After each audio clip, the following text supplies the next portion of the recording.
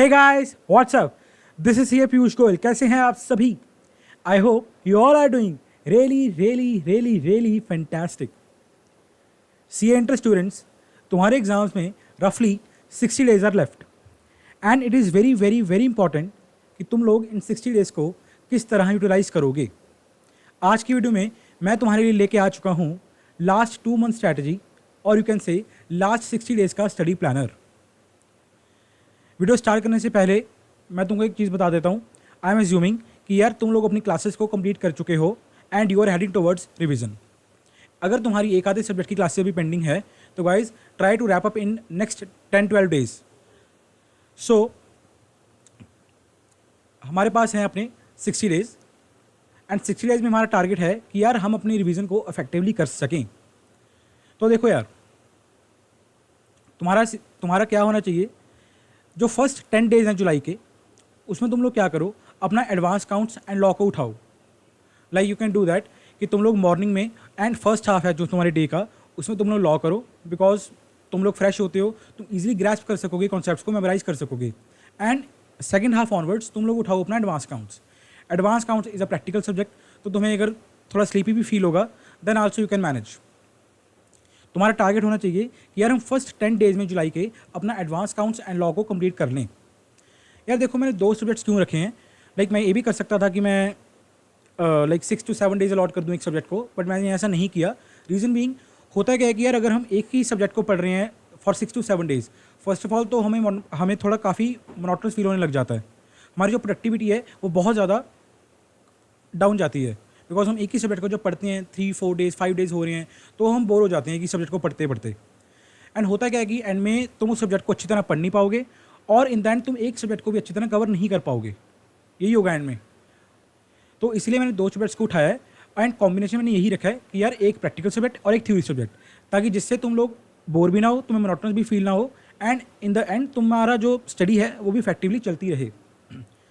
Next जो 10 days होगी तुम्हारी जुलाई के, उसमें तुम टारगेट रखो कि यार मैंने कॉस्ट अकाउंटिंग एंड ऑडिट को अपना कंप्लीट कर देना है। सेम यही स्ट्रैटेजी अपनाओ लॉ वाली कि लाइक मॉर्निंग में और फर्स्ट हाफ में तुम लोग अपना ऑडिट को पढ़ो, बिकॉज ऑडिट एक थ्योरी सब्जेक्ट है। बहुत सारे कॉन्सेप्ट्स हैं, मेमोराइज करने पड़ते हैं हमको, बहुत सारे चैप्टर्स भी हैं, एसेज हैं। तो फर्स्ट हाफ में ट्राई करना कि यार तुम लोग अपना ऑडिट को करो एंड जो सेकंड हाफ है आफ्टरनून ऑनवर्ड्स, उसमें तुम लोग क्या करो, अपना कॉस्ट अकाउंटिंग को उठाओ। टारगेट यही है कि जो नेक्स्ट 10 डेज हमारे 20 जुलाई तक तुम्हारा कॉस्ट अकाउंटिंग एंड ऑडिटिंग दोनों के दोनों सब्जेक्ट्स क्या हो जाएं, रैप अप। उसके बाद जो नेक्स्ट 12 डेज हैं, ये 21 जुलाई से लेके 1 अगस्त तक का जो टाइम पीरियड रहेगा तुम्हारा, ट्राई करो टैक्सेशन और एफएमएसएम को ख़त्म करने का। अब इसमें क्या है कैच, देखो जो टैक्सेशन है वो फर्दर 2 सब्जेक्ट्स में डिवाइडेड है, एक है इनकम टैक्स और एक है जीएसटी। तुम अगर मेरी मानो, आई विल सजेस्ट यू कि देखो ये 12 डेज हैं, इसको डिवाइड करो 6+6 में। लाइक जो फर्स्ट 6 डेज हैं उसमें तो अपना उठाओ टैक्सेशन, वो तुम्हारी अपने ऊपर है कि तुम लोग किस तरह उसको मैनेज करते हो। 6 डेज को किस तरह तुम स्प्लिट करते हो। लाइक तुम्हें पहले जीएसटी पढ़ना है तो जीएसटी करो, अगर तुम इनकम टैक्स पढ़ना है इनकम टैक्स पढ़ो, जो भी तुम्हारा इंटरेस्ट है उस हिसाब से तुम लोग ट्राई करो कि यार इन 6 डेज में मेरे को टैक्सेशन खत्म कर देना है और जो नेक्स्ट 6 डेज मेरे बच गए उसमें मेरे को यार एफएमएसएम को रैप अप करना है किसी भी तरह से। यही तुम्हारा होना चाहिए अपना टारगेट। अगर तुम्हें लग रहा है कि यार मेरे को एफएमएसएम ईजी लगती है तो यार तुम लोग 12 डेज को एडजस्ट कर सकते हो अपने हिसाब से।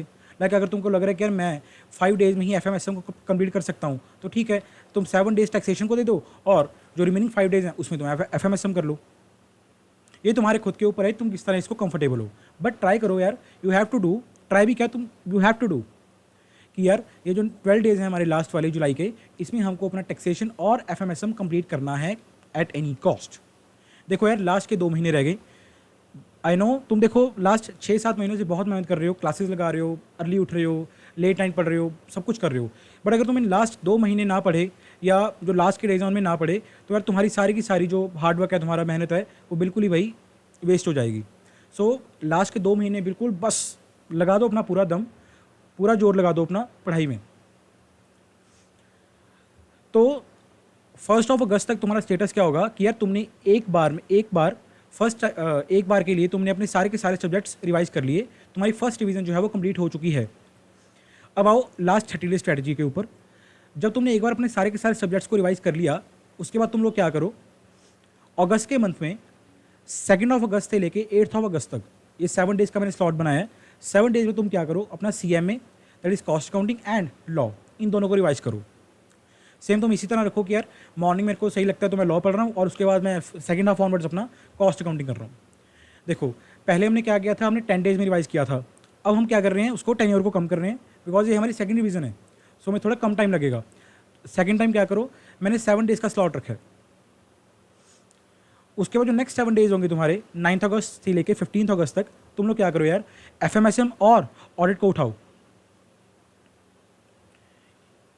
तुम यही कर सकते हो कि यार फर्स्ट हाफ तक हम ऑडिट कर रहे हैं और उसके बाद हम अपना FMSM उठा रहे हैं। जिस भी तरह तुम्हें कन्वीनियंट लगे, कंफर्टेबल हो, तुम लोग उस तरह अपने सब्जेक्ट्स को मैनेज कर सकते हो।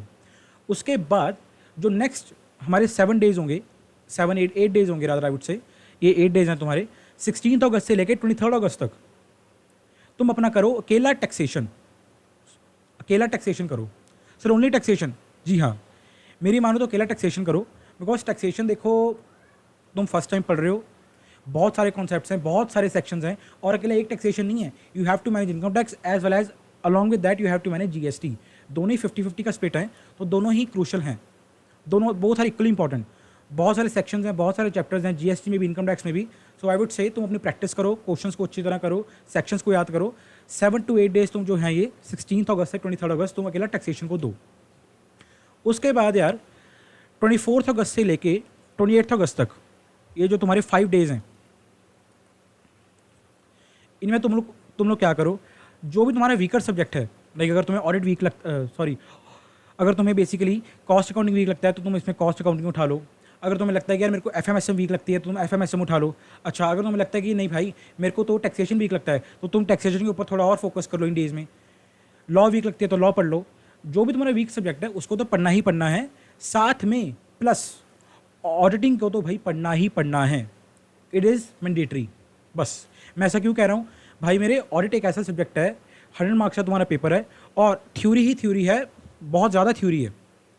लाइक देखो लॉ में तो तुम क्या करते हो, लॉ में तुम्हारे सेक्शंस होते हैं, अगर तुमने सेक्शन को पढ़ लिया, तुमने अंडरस्टैंड कर लिया, you are good to go with that, ठीक है। बट ऑडिटिंग में क्या है, सेक्शन नहीं है, उसमें स्टैंडर्ड्स हैं। और एसेज में क्या है, बहुत सारे पॉइंट्स हैं, बहुत सारी चीज़ें जो तुम्हें समझनी है और उसके बाद मेमोराइज़ भी करनी है। अकेला समझने से काम नहीं होगा मेरे भाई, तेरे को मेमोराइज़ भी करना पड़ेगा। सो आई वुड से ऑडिटिंग को मत छोड़ना, जो भी तुम्हारा वीकर सब्जेक्ट होगा उसको तो कर लेना साथ साथ में, और उसके साथ साथ भाई ऑडिटिंग के ऊपर भी अपना टाइम डिवाइड करना अपने टाइम को इन 5 डेज़ को लास्ट के, कि यार मेरे को ऑडिट भी करना है और मेरे को अपना वीकर सब्जेक्ट भी कवर करना है। बिकॉज जितना ऑडिट को पढ़ोगे उतना कम है। एक ऐसा सब्जेक्ट है ऑडिट भाई, जब भी पढ़ोगे तो मैं लगेगा यार मेरे को तो कुछ याद ही नहीं आ रहा, मैं तो भूल रहा हूँ।